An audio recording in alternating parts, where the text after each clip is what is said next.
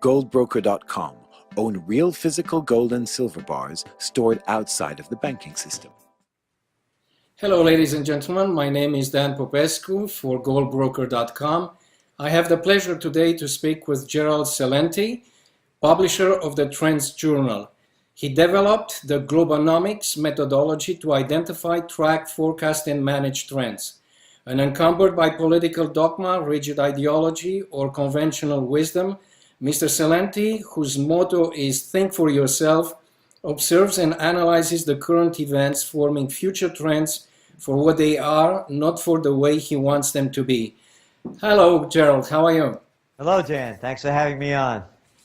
It's a very pleasure to have you today. I've wanted to interview you quite some time. I read your report. It's a great journal, and the timing comes great for right now with what's going on in Greece, but not only in Greece, because the concentration for the press and everybody was on Greece. And yesterday, 2 days ago, we had Porto Rico bringing back United States into focus. How do you see the trends and the events right now, the geopolitics, and do you think how gold in all this doesn't seem to react much? No, gold isn't reacting much. And there's one other story that's not making the news very much, and that's the Shanghai index. You know, it doubled in a year, and then just over the last week and a half, it's down 20% plus. And that's not in the news. So as the week began, you know, the Shanghai was down 5% plus, then up the next day more than it had ever been since 2009. And then on Wednesday, bam, the Shanghai index is down again over 5%. And that's not making the news, while all eyes are focused on Greece. On the Greek issue, there's no way out. Whether they default or whether they go with the so-called austerity measures, it's a loss for the Greek people. And it's a further evidence of the continuing decline throughout the region. I just got back from Italy. I went to the Milano Expo, which was a total waste of time. Anyway, the country is filled with migrants. You can see them everywhere, escaping from all the war-ravaged and economically savage nations around the area, coming from whether it's Afghanistan to Iraq to Yemen, Central Africa to Somalia to Sudan, from Libya to Syria to Iraq. It's flooding into Europe in record numbers. There's no recovery. The Bank of International Settlements, the Bankers Bank, came out with a study that hardly made the news, that this whole thing is basically, not their words, but by reading what they say, these record low interest rates and levels of quantitative easing have created another bubble, a bubble bigger than any other bubble. And then you look at the merger and acquisition activity going on. It's back to 2007 levels, growing at rates that are unprecedented because of the cheap money. So why aren't gold prices going up? Yeah. I would have to believe that from the evidence, from the felonies that people have been convicted of, but of course never go to jail for, who fixed the LIBOR rates, the interest rates, the Forex market, the currency rates, currency exchange at $5.3 trillion a day.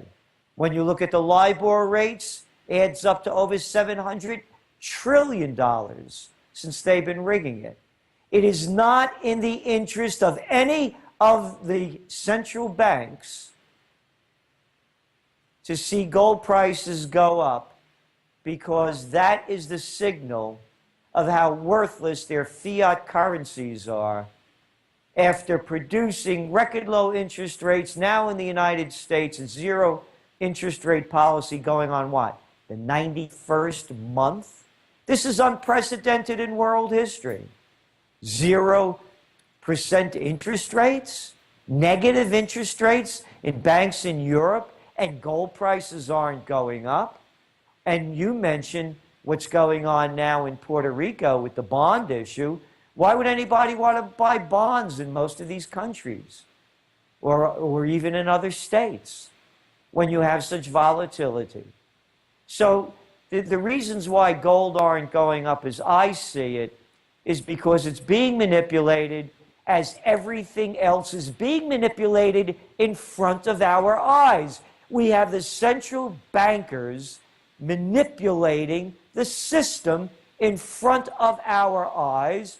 People have been convicted of felonies, but because it's a neoliberal society where you have a different set of rules for the ruling class, be they the financial elite or the political nobility, they could commit the highest crimes and misdemeanors and nobody goes to jail for it, while we, the little people, are not allowed to stray over the yellow line when we're driving, or else we'll get harassed by the enforcers for the crime bosses.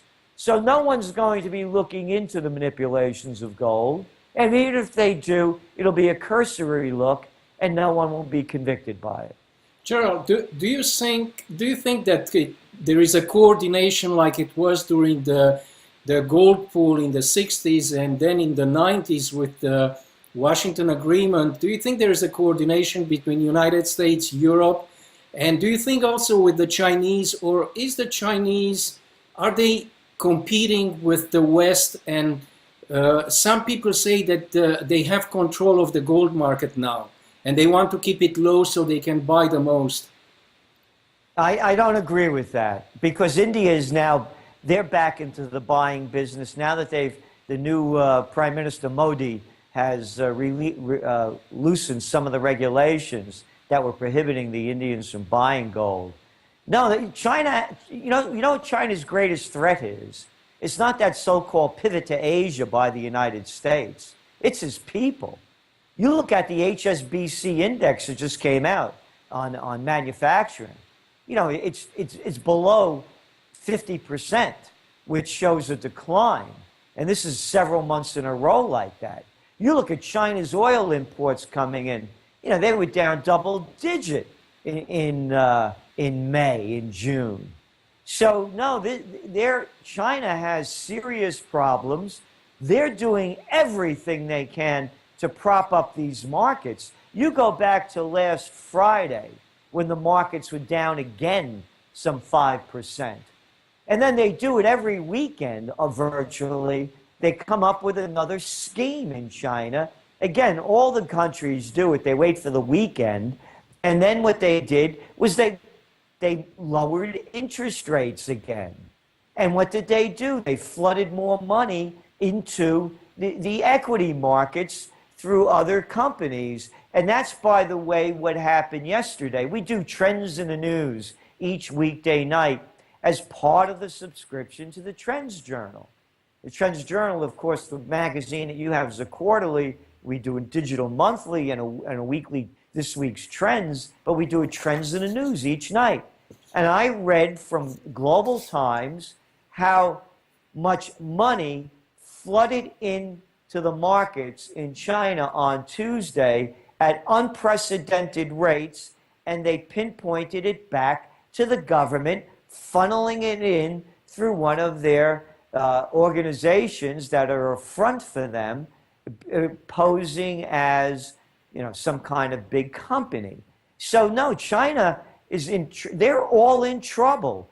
The world is in economic trouble like we have never seen before because of these low interest rate policies and the funneling in of countless trillions of dollars through schemes undreamed of, whether you want to call it Abenomics, quantitative easing, or whatever other name you can make up. Gerald, a question I always wondered, we had before hyperinflation in Germany, in Zimbabwe, in my country, Romania, or country of origin, but there were always in some country there was some alternative, like the Germans could use the Swiss franc or the British pound. This time around, it seems like it's going to be kind of how do you see if there is a global hyperinflation where the whole world, because it seems to be enormous right now? It's very important to look at what inflation is, and there are two definitions of it. So, for example, it's inflation when there's a supply and demand issue. There's more demand than supply, and that drives up inflation because everybody's bidding for the product and the cost of the product is going higher. The other inflation, the one you're talking about, is really more of a currency devaluation. The price of the product is still the same. It's just that the value of the currency has gone lower. So what you have is also, in this kind of atmosphere, is a deflationary atmosphere because you have more supply than demand.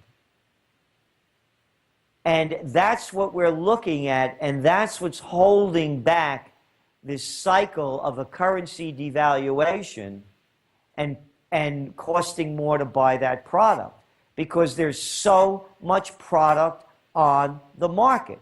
Look at oil. Look at iron ore. You could buy a ton of cabbage in China cheaper than you could buy a ton of iron ore. So you have these imbalances that are happening because of all of the over mass production when the fake recovery took place. And that's why you're seeing deflationary prices that are also keeping the currencies in check. A matter of fact, look, you name any of the exporting nations that are rich in natural resources, and Brazil is one of them. They're back in a recession. Look what's going on in Australia. You know, look at the Australian dollar declining because their natural resource. If the United States and the Europeans aren't buying stuff, China's not making it, nor Indonesia or anybody else, Vietnam. And if they're not making it, the natural resource-rich countries aren't exporting what they have. So that's why we're not seeing that hyperinflation, I believe, like we've seen it before.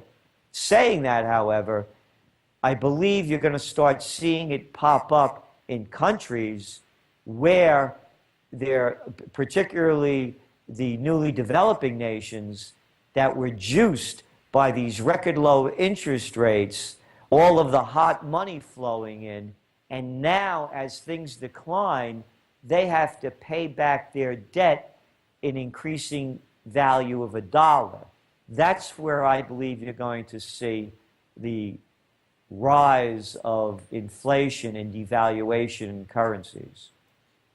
Gerald, how do you see what's going on now with the SDR? It seems China wants absolutely to be in the SDR. United States hasn't said much. If they favor, they seem to be accepting it, but not really opposing it, trying to find excuses. How do you see the SDR? Some people say it's still paper money. Will they get together and get an agreement, or would the Chinese link it to gold? You know, I don't know. I really don't. I don't have a good take on it, and I don't like to speculate on things that I don't have a good feel for. But overall, they're loosening up, whether it's in the IMF, the World Bank, any of them. They're doing more and more to accommodate China. And China cannot be ignored anymore. And now, of course, with China setting up the Asian Infrastructure Investment Bank, the AIIB, and it being very successful in its early stages as a counter to the World Bank because of the restrictions they've had on China, and including the IMF, you're going to see more and more, I believe, cooperation with China on the monetary front than antagonism. The last question that I want to ask you is about the possibility. There is a lot of talk on the internet about banning cash, confiscation of gold, but especially of banning cash. We've seen regulations introduced in Europe for the movement. We've seen the mother of a famous football player in Spain being arrested because she had something like $50,000 in cash or euros going back to Portugal. How do you see, there is a lot, Mr. Rogoff, I think, the economist, is proposing to control and to ban some form of a ban on cash. How do you see that? It's moving more and more in that direction. There's no question about it. You know, I mentioned I just came back, you know, from Italy. And what happens there, I have a cousin that lives there part of the year. And he bought a bottle of champagne. And then he went back in, and he said, gee, I got picked up the wrong bottle and wanted to exchange it. He couldn't. The shop owner started giving him a lot of problems because she had to already report that sale. Everything is being reported. Everything is being monitored. There's very, very little free flow of cash anymore. And what's also going on is the psychology of new generations are used to being monitored, whether it's by the NSA or by any other government. They're used to an internet world of all information being wired rather than real. It's going definitely into that direction. As for the confiscation of gold, I don't believe it will happen this time for a couple of reasons. Number one is that the people that buy gold know the story. They remember what happened in 1933 when Franklin Delano Roosevelt confiscated the people's gold under the act of saving the country from a decline. What was really going on, the runs on the bank were that you could turn in a dollar was backed by gold, and get that equivalent in what gold was pegged to. In those days, I think it was about $22 and something cents per ounce of gold. After they got in all the gold, they repegged the price to $35 an ounce, which means that people who were forced to turn in their gold lost about 70% of their purchasing power relative to gold. Thus, a depression, a deflationary period.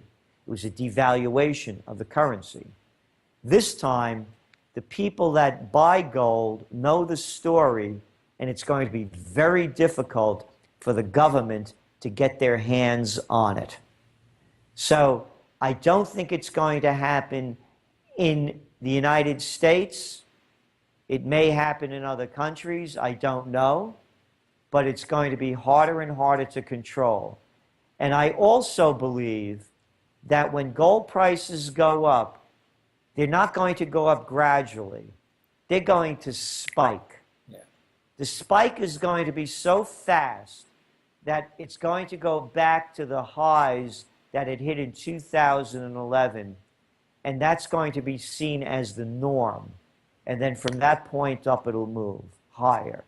So I only see the prospects for gold long-term to be much higher than they closed at the height in 2011, possibly by $800 to $1,000 higher. However, the downside risk still exists. But what is the downside risk? You know, as we're talking, gold's roughly $1,170, $1,170 an ounce. What's the downside risk? 1,000? Right now, it's under production price. What are they saying? It costs $1,200 to pull it out of the ground. So your downside risk, as I see it, and I do not give investment advice, I'm a trend forecaster, and as you pointed out, the motto of the Trends Research Institute is think for yourself, so I'm not telling people what to do. What I'm saying is the downside risk looks like possibly, at the worst case scenario, $1,000. But what's the upside potential? A lot. Exactly. Thank you, Gerald. It was a pleasure to speak to you again. I read your journal, the Trend Journal, a great journal I recommend to everybody. And thank you again on behalf of goldbroker.com. Thank you, Dan.